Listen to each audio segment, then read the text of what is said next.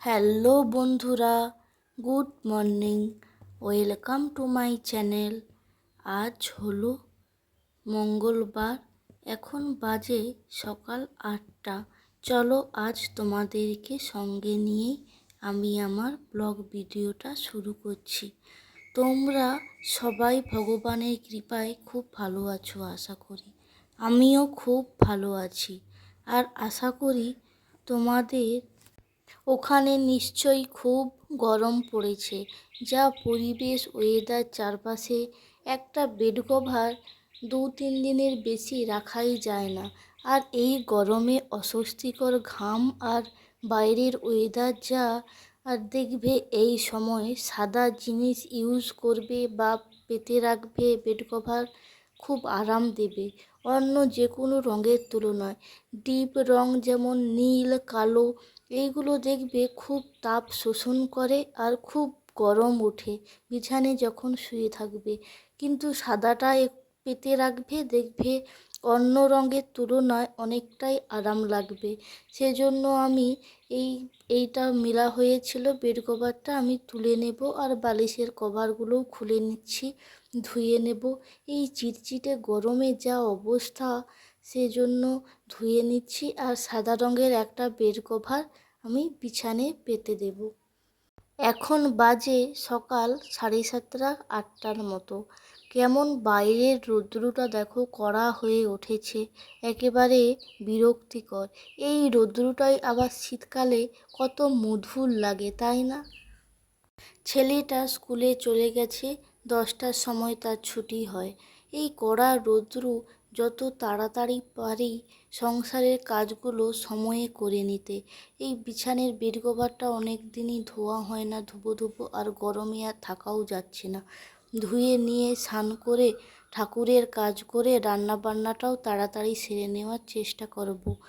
সংসার করতে গিয়ে 10 দিক সামলানো শিখে গেছি, আর সুনাম হিসেবে সারা জীবন শুধু অলসতার প্রাইজটাই পেয়েছি। আর অপর পাশের হুঙ্কার গ্রহণ করাও শিখে গেছি। পাওনা হিসেবে শুধু চোখের জলটাই তুমি পাবে সবসময়। দেখো, আমার বেড কভারটা তুলে নিচ্ছি আর বিছানে বালিশের কভারগুলো সব খোলা হয়ে গেছে।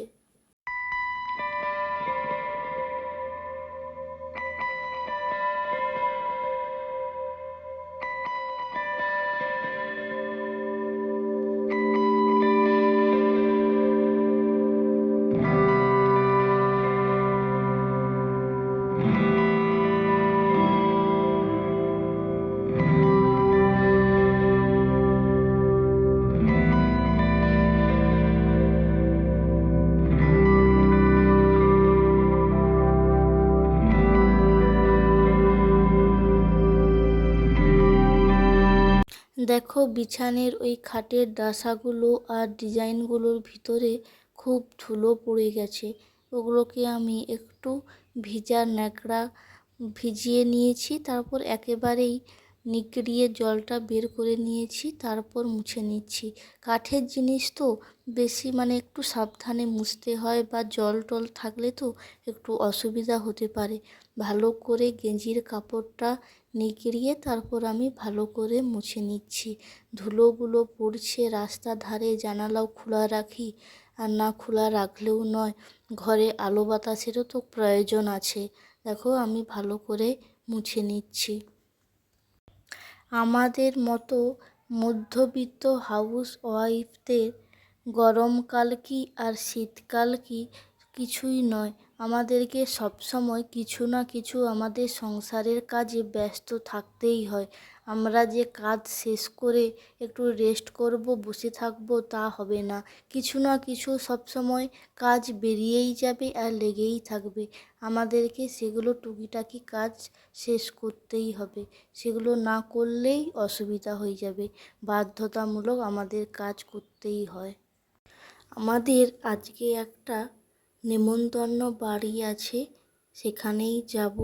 রান্নাবান্নার সেরভাবে কোনো চাপ নেই, সেই জন্যই আজকে আরও কোমর বেঁধে কাজে লেগে পড়েছি। প্রথমে মনে ছিল না নেমন্তন্ন বাড়িটার কথা, তারপরে সবাই ডিসাইড করলাম যাব। সেজন্যই ঘরটা আজকে একটু ভালোভাবে পরিষ্কার করে নিচ্ছি। ওম স্কুলে গিয়েছে, স্কুল থেকে এলেই আমিও এগুলো পরিষ্কার করে ধোয়া কাচা করে নিয়ে স্নান করে একেবারে রেডি হয়ে যাব। ছেলেটাও স্কুল থেকে চলে আসবে, কিছু ফল বা কিছু খাইয়ে নেব, তারপর আমরা একটু পরে বেরাবো। আগে এই বিছানের কাজটা, ঘরের কাজটা ভালোভাবে পরিষ্কার করে নিই আর কমপ্লিট করে নিই, তারপর স্নান করে ঠাকুর প্রণাম করে তারপর রেডি হয়ে যাব।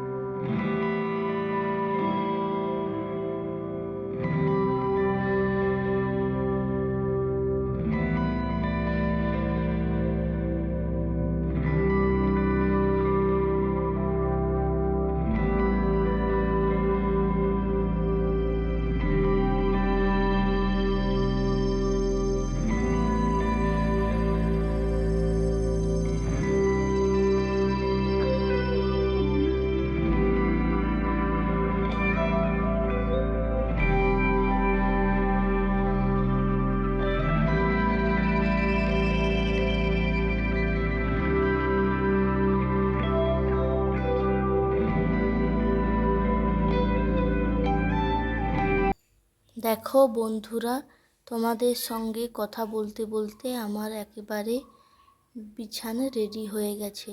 আমার বিছানায় দেখো এক পাশে ময়ূর পাখি আছে আর এক পাশে ভেঙে চলে গেছে আমার ছেলের উৎপাতের জন্য।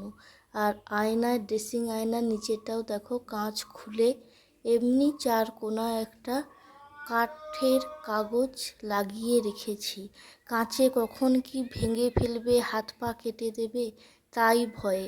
দেখো আমি আমার কাজ শেষ করে ধোয়া মোছা করে স্নান টান করে একেবারে রেডি হয়েই তোমাদের সামনে এলাম।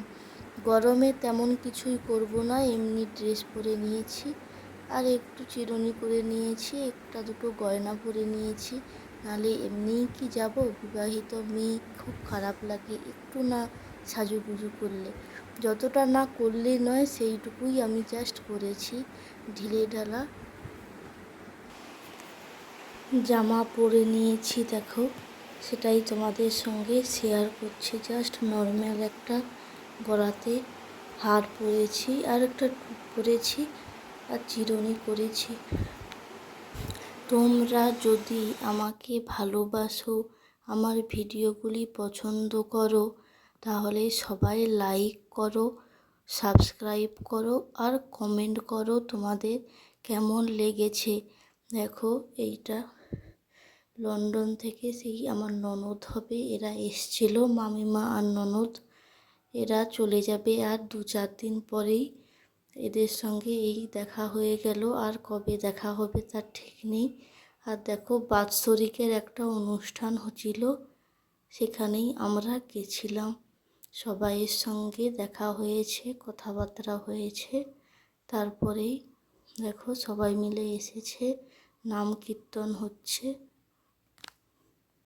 দেখো আমার ছেলে আর সেই যে লন্ডনের ননদরা এসেছিল, এরা দুজন সেম এজ তো, খেলার সঙ্গী দুজন আনখুটানি করছে, খেলছে। এদেরকে দেখাশোনার জন্য একজনকে লাগবে, নারা এরা যে কী যে করে বসে থাকবে তার সীমা থাকে না। মারামারি করে নাহলে দুষ্টামি করে বসে থাকে। আর দুজন তো দুজনের কথা বুঝতেই পারে না, একজন বাংলা আর একজন ইংরাজি। দেখো আবার আমরা বাড়ি চলে যাব সেই মুহূর্তে। বাই।